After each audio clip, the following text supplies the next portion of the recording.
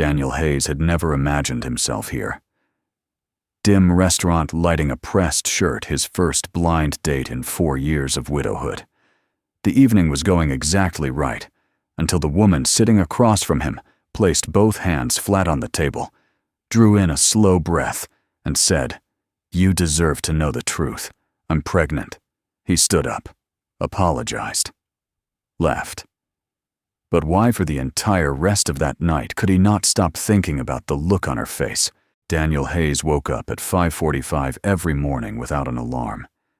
Not because he was disciplined, though he was, but because Lily had a habit of padding down the hallway at 6, and if he wasn't already in the kitchen when she arrived, she would stand in the doorway with her arms crossed and announce in the most serious voice a 5-year-old could manage that breakfast was late. He had learned to be ready. That was the kind of father he had become, punctual, reliable, always one step ahead of whatever the day might throw at him.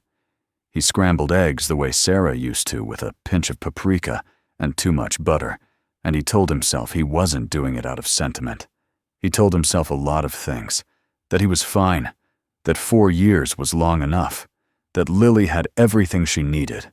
Most mornings, standing in the kitchen with the smell of coffee and butter in the air, he almost believed it. His coworker Craig had been pushing the idea of a blind date for 6 weeks. Daniel had said no every single time, using a rotating list of excuses. Project deadlines, Lily's soccer practice, a leaky faucet he'd been meaning to fix since October. But Craig had the specific kind of stubbornness that only well-meaning people possess, and on a Thursday afternoon somewhere between a budget review and a site inspection, Daniel had looked at him and said, "Fine. 1 dinner. That's it." He had told himself it meant nothing. It was just dinner. The restaurant was a decent Italian place in Midtown, not too formal, not the kind of spot that came loaded with expectation. Daniel arrived 5 minutes early and sat with his hands around a glass of water, watching the door. When Claire Morgan walked in, she was exactly what he hadn't prepared for. No drama, no performative entrance, just a woman in a burgundy blouse who smiled at the hostess like she meant it. She was 34, she told him, a second-grade teacher at Westfield Elementary across town. She liked hiking on weekends, hated cilantro with a passion, and had once driven 12 hours alone to see the Grand Canyon at sunrise, because someone told her it couldn't be done in one trip. Daniel found himself laughing at things he hadn't expected to find funny. She had a way of describing ordinary situations, a field trip gone sideways, a parking dispute with a neighbor, that made them sound like minor adventures. He ordered a second glass of wine without thinking about it. By the time the main course arrived, the stiffness he had walked in with was mostly gone.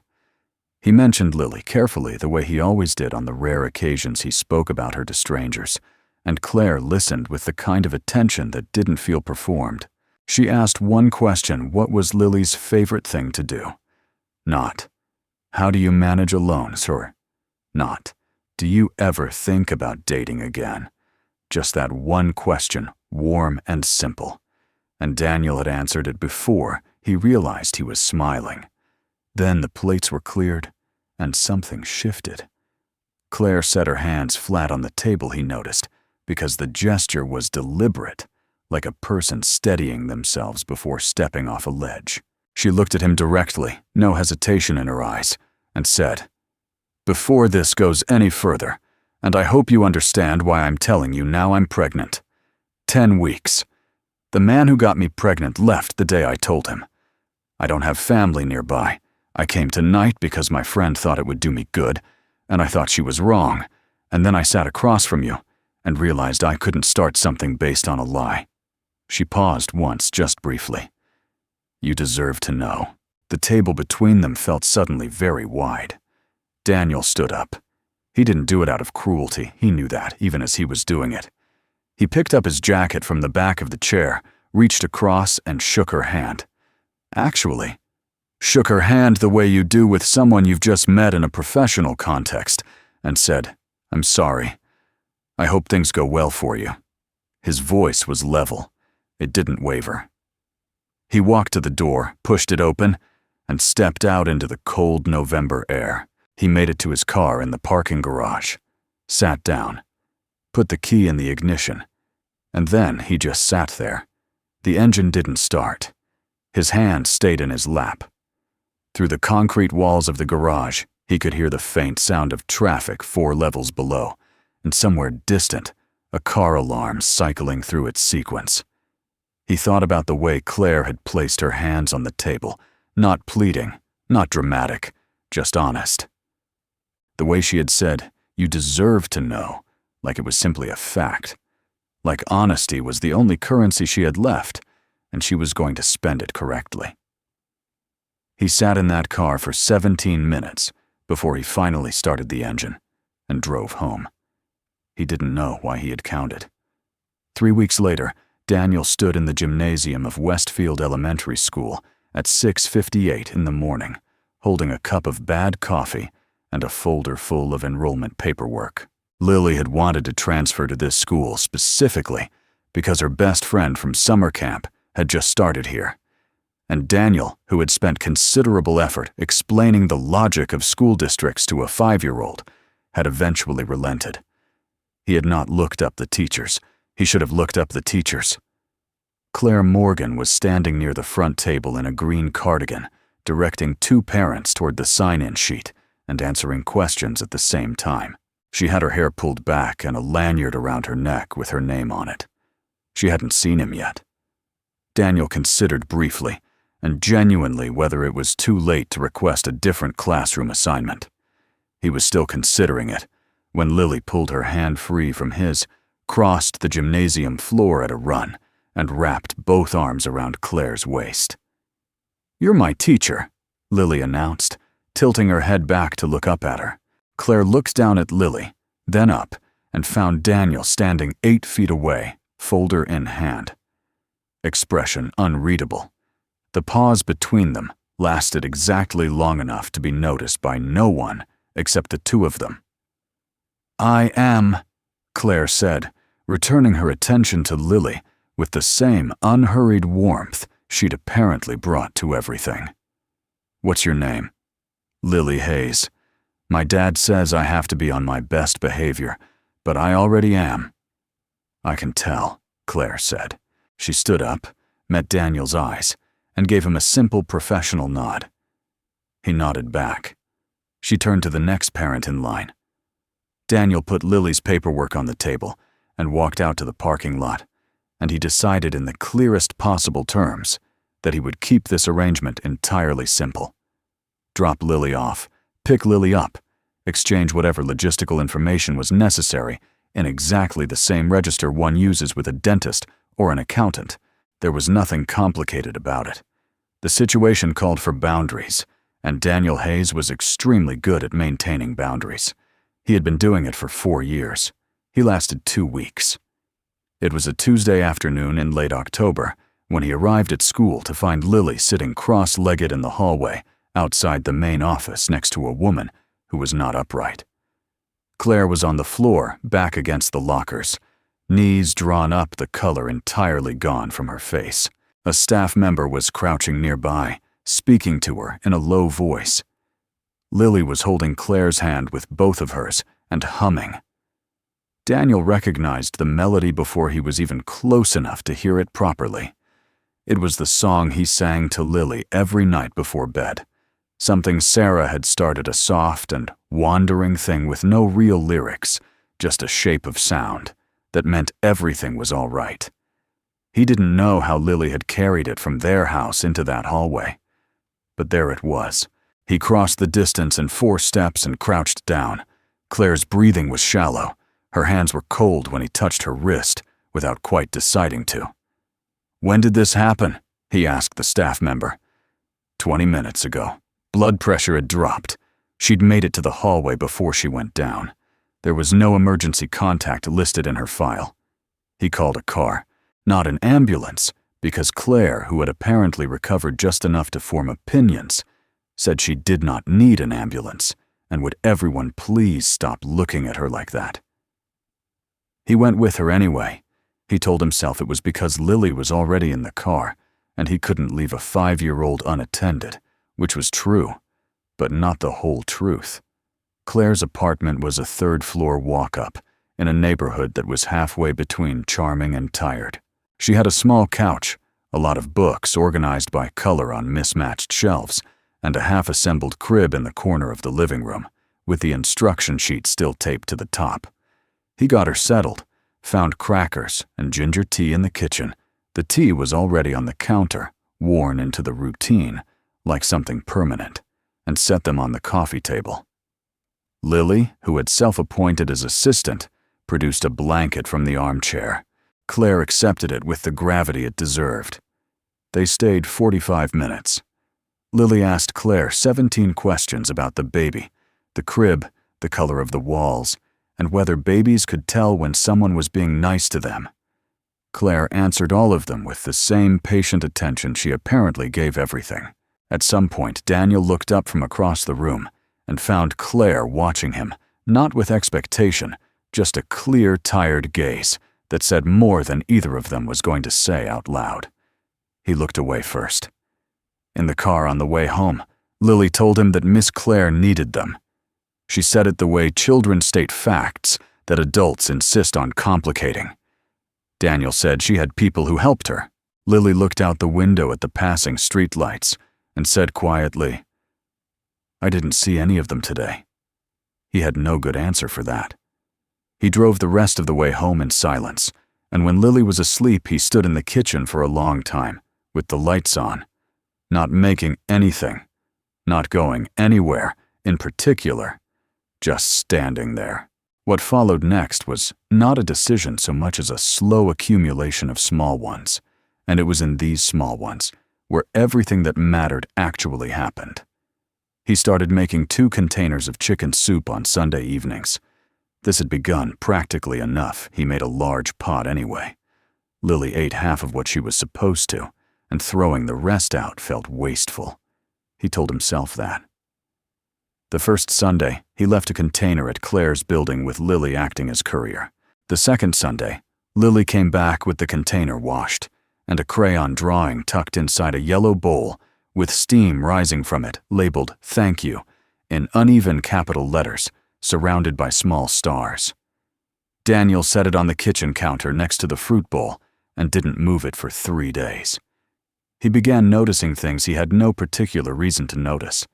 That Claire graded papers standing up at the end of the day because sitting had become uncomfortable at 22 weeks.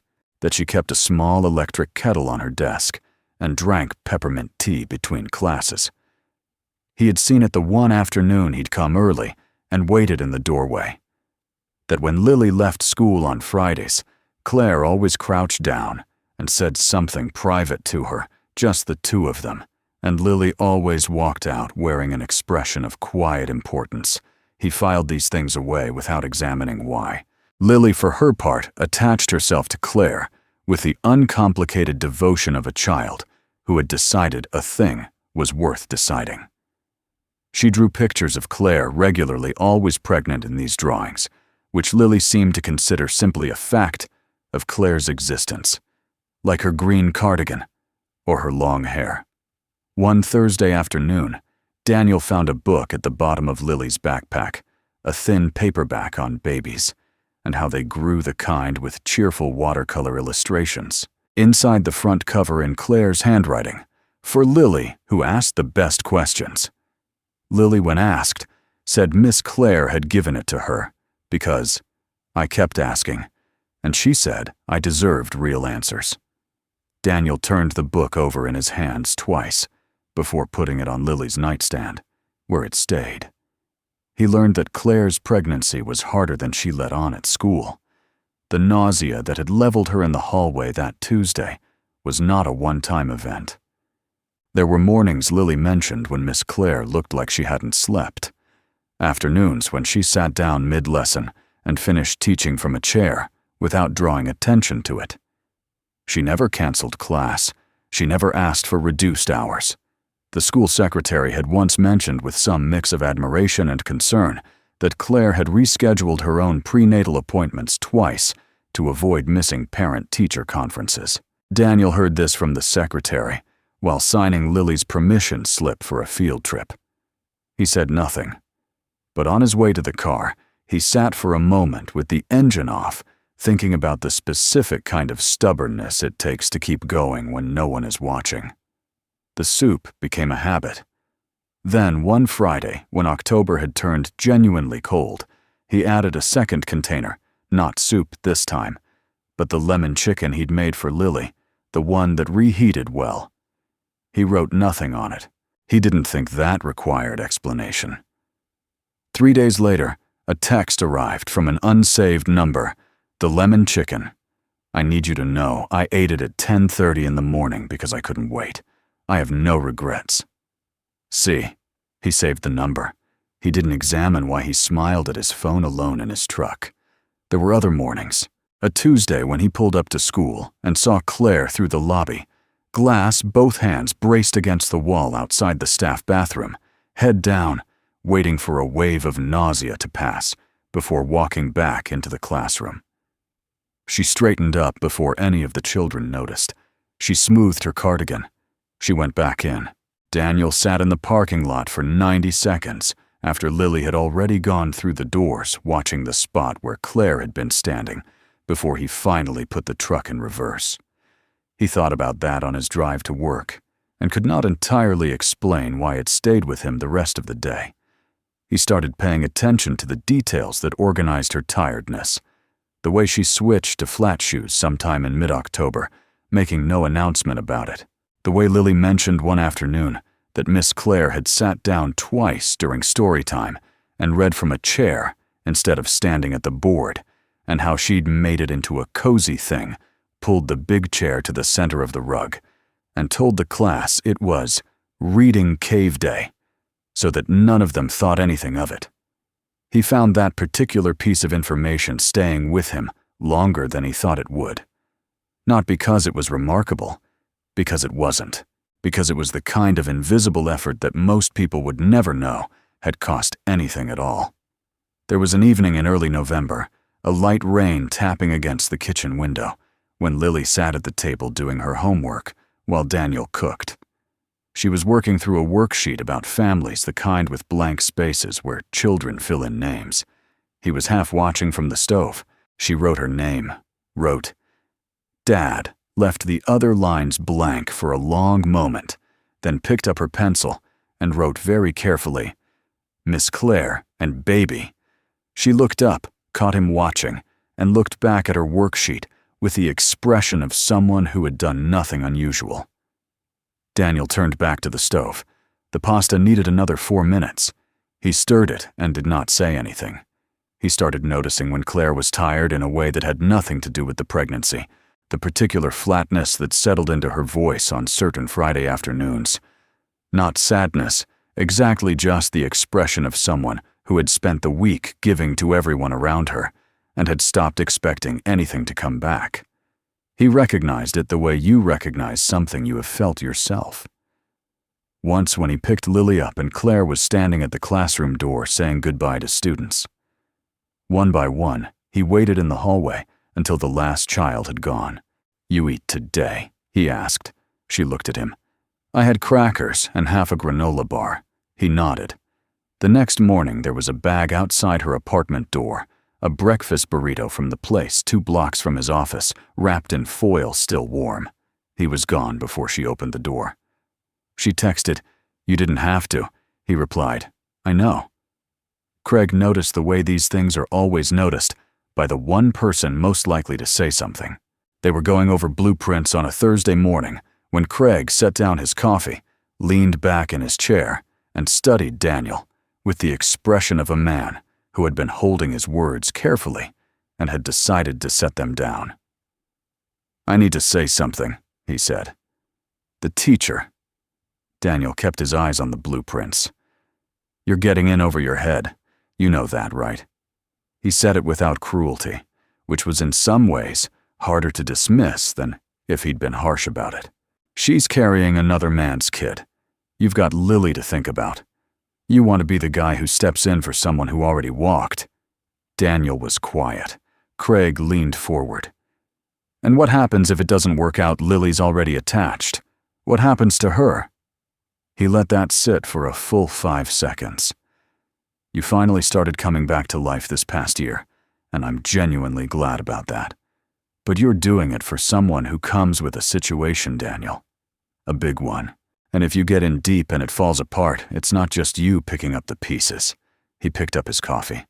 I'm not trying to be your enemy here. But you've built something solid, you and Lily. Don't gamble it on a woman you've known 2 months. Daniel rolled the blueprints closed. He said he heard him. He meant it more than he wished he did. He pulled back. Not dramatically, not all at once. He wasn't capable of the dramatic.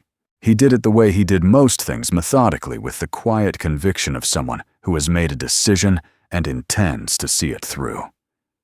He stopped the Sunday soup. He stopped the breakfast drop-offs. He replied to Claire's texts, the logistical ones about field trips, about Lily's nut allergy, about a library book due back on Monday, with single-sentence answers and no warmth beyond what was functional. At pickup, he was polite, correct, entirely unreadable. Lily noticed within a week. She didn't say anything directly. She was 5, but she was perceptive in the way of children who have grown up reading a single parent's moods like weather. She started drawing fewer pictures of Claire at home. She stopped mentioning Miss Claire's baby at dinner. She watched him with a careful sideways attention that made him feel on 2 separate occasions like he was being quietly judged.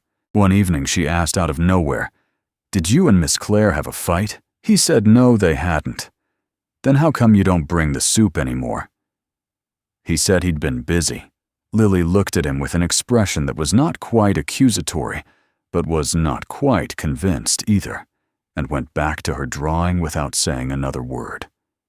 He told himself she was fine, that children were resilient, that he was protecting her, but he noticed the following Sunday that she arranged her stuffed animals in a row on the couch, with the smallest one sitting slightly apart from the others, and she didn't explain why. Claire noticed, too. She was, after all, someone who paid attention to small things. She had noticed the soup, noticed the breakfast, noticed the one afternoon he'd waited in the hallway just to make sure she'd eaten. So she noticed the absence of all of it. The texts answered in 4 words. The clean professional distance at the classroom door. She did not challenge it or ask for an explanation. She was not the kind of person who asked for things she understood were being withheld. On a Wednesday evening, after Lily had already gone home, she typed a message and sat with it for a long moment before sending it. "I've seen the change. I understand it. I don't want to make anything harder for you or for Lily. Thank you for every small thing. I mean that." Then she put the phone face down on the counter, went to check on the half-assembled crib, and did not send anything else. Daniel read it standing in his kitchen with his coat still on, having just come in from the cold. He read it twice. He put the phone in his pocket. He did not reply because he did not know what to say that wasn't either a lie or a door he had already chosen to close. He told himself this was the right outcome. He told himself this with the specific conviction of a man who is not quite convinced. Lily got sick in the 2nd week of November, a bad cold that turned into a low-grade fever and kept her home from school for 8 days. Daniel worked from the kitchen table while Lily slept on the couch under a weighted blanket, and he did not think about Claire Morgan. He was fairly disciplined about it. On the 9th day, Lily was back at school, and Daniel was finishing a status report when his phone buzzed with an automated message from Westfield Elementary. A staff member had gone on unexpected medical leave, and a substitute would be covering 2nd grade effective immediately. The message included the staff member's name. Lily saw it over his shoulder. Miss Claire had her baby. Her voice lifted before the sentence was finished. Was it too early? Is that why it says, leave? Daniel looked at the date on the message and looked at the calendar and did the math without intending to.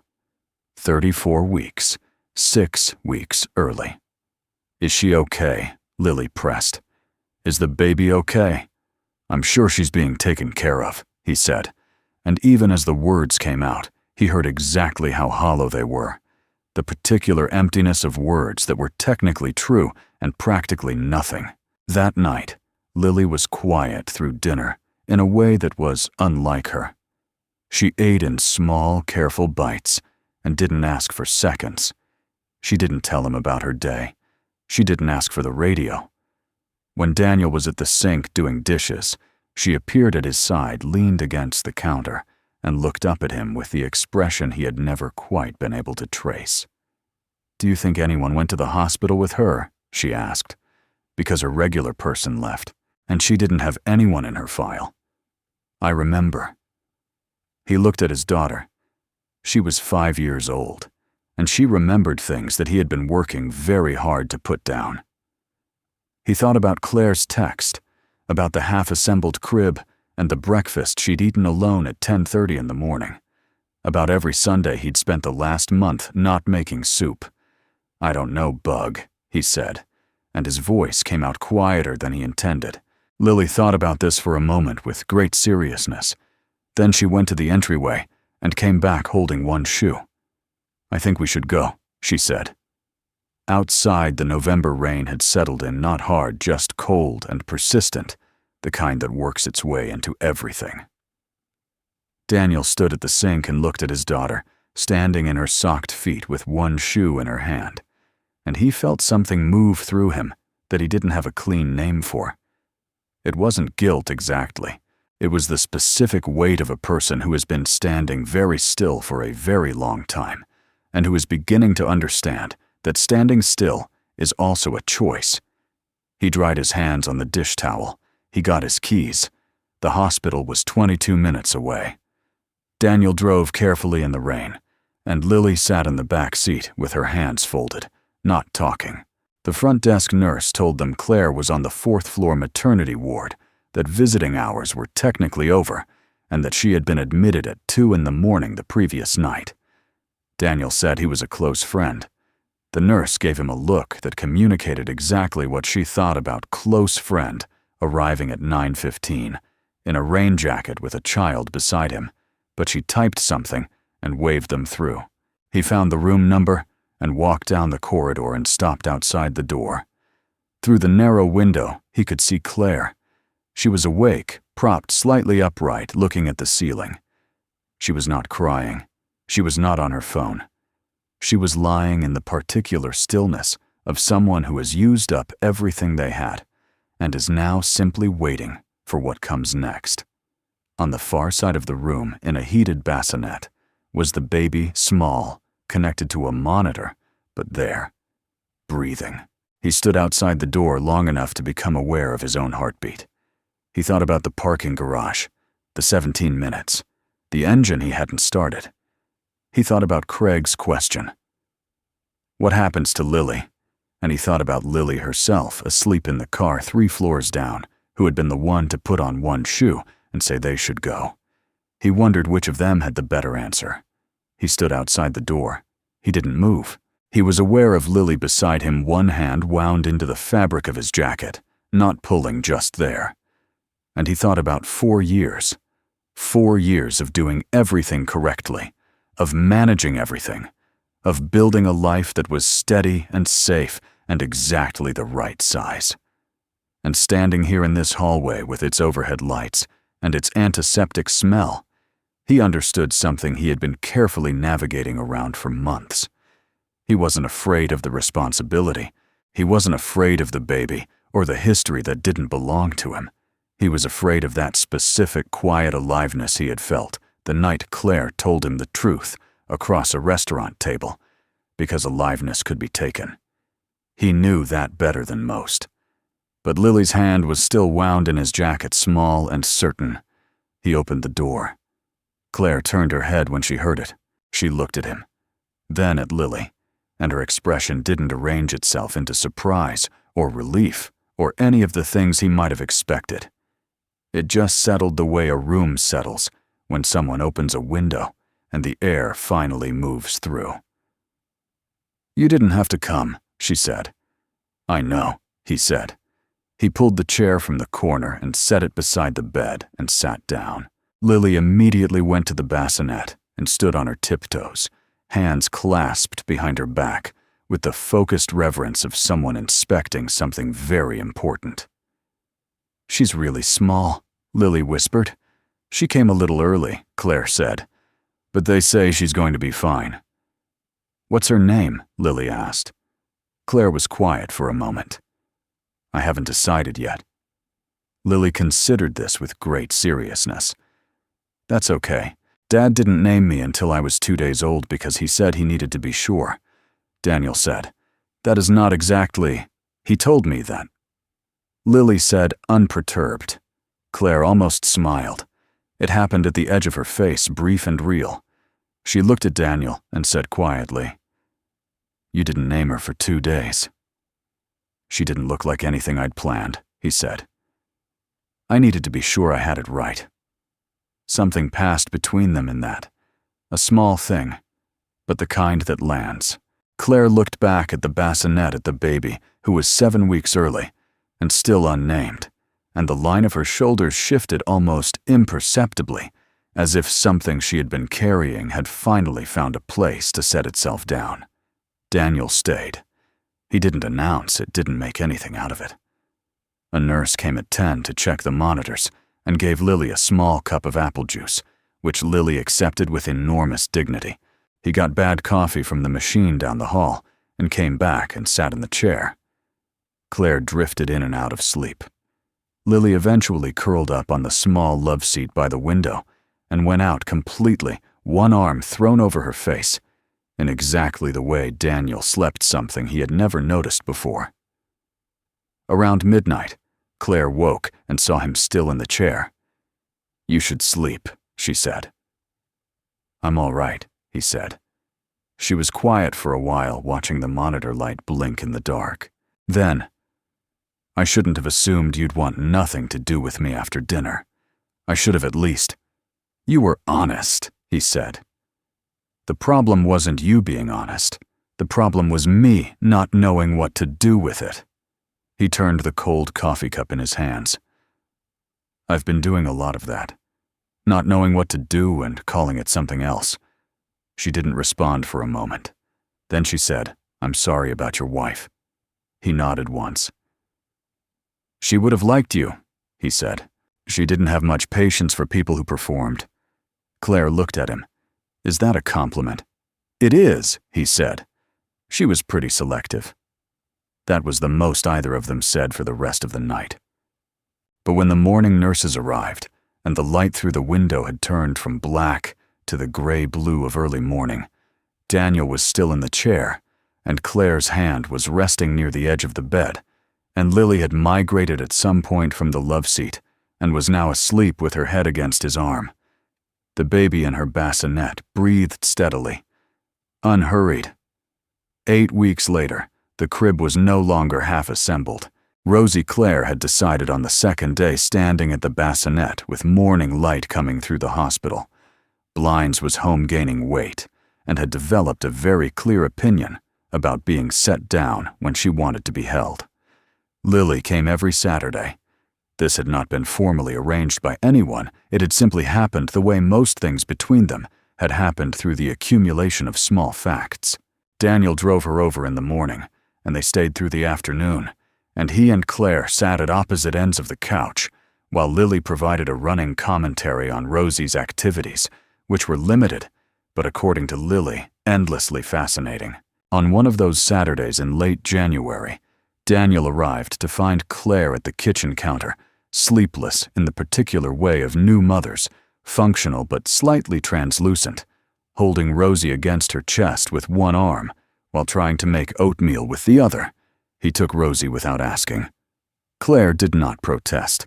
He walked the baby slowly around the kitchen, the way he had once walked Lily, the same unhurried loop, the same quiet rhythm, and Claire finished making breakfast, and for a while there was no sound in the apartment, except Rosie breathing and a spoon against a bowl. He thought, standing there in that small kitchen with the January light coming through the window above the sink, that there was something he had not allowed himself to feel in a very long time. Not happiness exactly, but the precondition of it. The absence of bracing for something to go wrong. They had not named what was between them. Daniel had noticed somewhere around the 4th Saturday that he had stopped trying to, Some things he was learning did not require a name to be real. They only required you to stop running from them long enough to feel the weight. Lily sat cross-legged on the living room floor, drawing something with great concentration. When Daniel glanced over her shoulder, he saw it 4 figures standing in front of a house, the same configuration as before, except this time, there was a 5th, smaller shape in Claire's arms. The sun in the corner was, if possible, even larger than before. "Who's that?" he asked, pointing to the small shape. "Rosie," Lily said with the patience of someone explaining the obvious. "And this one?" He pointed to the figure standing beside Claire. Lily looked up at him with an expression that was very calm and very certain. "You," she said. "You're always there, Dad. You just forgot for a little while." He didn't correct her. Outside, the January light came through the window at a low angle and fell across the floor in a long, warm stripe. The kind of light that arrives in winter without warning and stays just long enough to remind you it will come back. Rosie made a small sound from the crook of his arm, something between a question and a sigh, and Daniel looked down at her and felt with a steadiness he had not felt in a very long time that he was exactly where he was supposed to be. He had spent 4 years building walls that were meant to keep the loss out. What he hadn't understood until now was that they had been keeping everything else out too. He didn't say any of this out loud. He didn't need to. Lily was already drawing the house bigger.